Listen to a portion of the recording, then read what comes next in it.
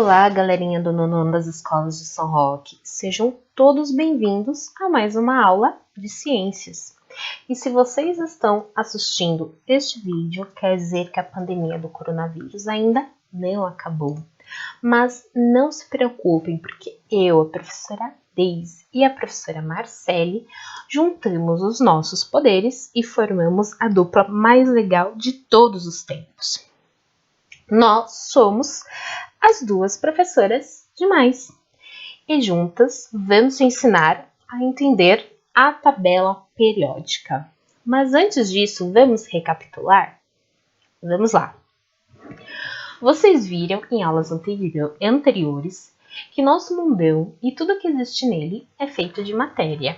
E aí eu pergunto para vocês, mas o que é matéria? Vamos lá. Matéria é tudo que tem massa e ocupa lugar no espaço. E do que é feita a matéria, gente? Vamos lá. A matéria ela é feita de átomos. Mas existem vários tipos de matéria, certo, gente? Certo. Porque existem vários tipos de átomos. Esses diferentes tipos de átomos são chamados de elementos químicos. E como são muitos, surgiu a necessidade de organizá-los de acordo com suas propriedades e também suas características. Vários cientistas ao longo da história colaboraram para essa organização e chegaram no que hoje a gente tem a tabela periódica dos elementos, ou então a tabela dos elementos químicos. Aqui na tela tem para vocês um exemplo, de como nós encontramos os elementos químicos no nosso cotidiano. Cada quadradinho corresponde a um elemento químico e como nós encontramos esse elemento químico no nosso dia a dia. Depois, vocês podem consultar o material de apoio e ali vocês podem observar, certo? Essa tabela com mais atenção. Vamos lá. Vamos entender, então, como funciona a tabela periódica? Os elementos químicos, eles são representados por seus símbolos. Cada elemento ele está dentro de um quadradinho da tabela.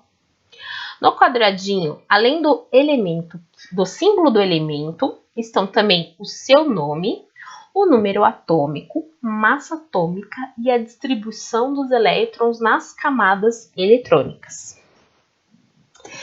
E aí vocês perguntam, mas o que é tudo isso, professora? Vamos lá. O número atômico corresponde à quantidade de prótons dentro do núcleo do átomo. Na tabela periódica, dentro do quadradinho do elemento, a gente consegue identificar esse número do lado esquerdo, do lado superior, certo? A gente tem aqui como exemplo o elemento ferro e o seu número atômico é 26. Isso quer dizer que dentro do seu núcleo ele tem 26 prótons, certo? Já no lado esquerdo inferior, nós temos a massa atômica. A massa atômica corresponde à soma dos prótons e também dos nêutrons que nós encontramos dentro do núcleo do átomo. Do lado superior direito, nós temos a distribuição eletrônica. Vocês viram em aulas anteriores que os átomos têm a sua camada, a sua eletrosfera, que é dividida em camadas, certo? E cada camada, ela suporta uma quantidade de elétrons. Na camada K, ele vai suportar 2 elétrons, na camada L, 8 elétrons, assim por diante. E agora que você já sabe o que tem dentro de cada quadradinho, vai ficar mais fácil entender como a tabela periódica funciona. Vamos lá? Na tabela periódica, os elementos químicos estão dispostos em uma ordem crescente de números atômicos, mantendo um agrupamento em relação às suas propriedades físico-químicas. Os elementos estão dispostos em 7 períodos, certo? Que são as linhas horizontais, e também em 18 colunas, que são as linhas verticais. Cada linha horizontal é chamada de período e os elementos de cada período possuem o mesmo número de camadas eletrônicas. Ou seja, se a gente for pegar aqui, por exemplo, o segundo período, todos os elementos do segundo período, certo? Eles têm 2 camadas eletrônicas. Se nós formos observar os elementos que estão presentes no terceiro período, eles têm o quê? 3 camadas eletrônicas, certo? Já as colunas da tabela periódica, que são as colunas verticais, certo? Agrupam os elementos com propriedades químicas semelhantes entre eles, certo? E aqui tem um exemplo para vocês dos grupos, certo? Que estão dentro da tabela periódica, que correspondem aos metais, não metais, semimetais e gases nobres. Vamos entender de uma forma mais detalhada a tabela periódica? Então vamos lá. No grupo 1, nós temos os metais alcalinos e eles são elementos leves e moles. São bastante reativos, ou seja, eles fazem muito fácil ligação com outros elementos químicos da tabela. Eles são eletricamente positivos. Temos como exemplo o bicarbonato de sódio, que a gente usa no nosso dia a dia, em receitas na cozinha, certo? A gente também usa para escovar os dentes. Algumas pessoas acham que ele dá uma certa branquitude aos nossos dentes, certo? Já o grupo 2, que são os metais alcalino-terrosos, possuem baixa solubilidade. O cálcio, ele é um elemento presente no nosso dia a dia, que a gente pode encontrar no leite, na manteiga, em diversos legumes, algumas leguminosas, e a gente encontra também nos nossos ossos, certo? Os metais de transição, certo?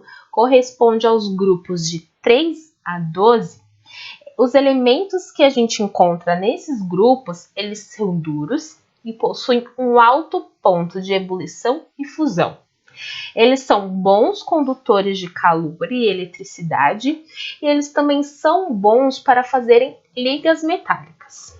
Um bom exemplo que a gente usa de um elemento desse grupo é o ferro, né, que a gente usa em construções, usa em alguns equipamentos eletrônicos, certo? Já os lantanídeos, que é um grupo correspondente pelo sexto período, certo? Eles são chamados de terras raras, por serem encontrados na forma de óxidos. São elementos abundantes na nossa crosta, certo? E são fáceis de serem encontrados em diversos minerais. Um exemplo de mineral que a gente pode encontrar esses tipos de elemento que correspondem a esse grupo é a monazita. Agora vamos falar dos actinídeos. Esse grupo é formado pelos elementos químicos do período 7. São elementos radioativos. Temos como exemplo o urânio, que é usado na produção de bombas atômicas e também é usado em usinas nucleares. Vamos lá. Nós temos também o grupo dos calcogênios, que é o grupo correspondente ao número 16. Eles são elementos altamente reativos. O cobre, que é um elemento que a gente usa no nosso dia a dia, por exemplo, em equipamentos elétricos, fiações elétricas, é um exemplo desse grupo. Nós também temos os halogênios, que é o grupo 17. São elementos que também possuem uma reatividade muito alta, e um exemplo desse elemento é o cloro, certo? Aquele cloro que a gente usa nas piscinas para desinfetar, é um exemplo de um elemento que pertence a esse grupo. Nós temos o grupo 18, que são os gases nobres, são elementos pouco reativos, ou seja, eles não fazem ligações com outros elementos químicos, certo? Ou seja, eles não se misturam, por isso que eles são chamados de nobres. Eles são estáveis sob a forma de átomos livres. Eles estão presentes em grande quantidade na nossa atmosfera. O gás hélio, aquele que a gente usa para encher balões de festa que ficam flutuando, é um bom exemplo de elemento que a gente encontra nesse grupo, certo? Os elementos dos grupos 13, 14, 15, eles não recebem um nome específico. Por esse motivo, são chamados respectivamente de grupo do boro, grupo do carbono e grupo do nitrogênio. Mas vocês perceberam que tem alguma coisa diferente na tabela, não perceberam? Eu circulei aí para vocês o elemento químico hidrogênio. Vamos lá. Apesar do elemento químico hidrogênio estar localizado no grupo 1, ele não pertence a nenhuma dessas classificações que a gente já conversou até aqui. Ele é uma unidade à parte da tabela periódica. Isso se deve por causa das suas características únicas entre os demais elementos. E aí, gente, acharam difícil entender, observar toda a tabela periódica? Para lhes ajudar, leiam um texto de apoio para testar o que vocês aprenderam e resolvam também os exercícios. Anotem suas dúvidas para quando tudo voltar ao normal, a gente ter o que conversar na sala de aula, certo? Até mais, gente!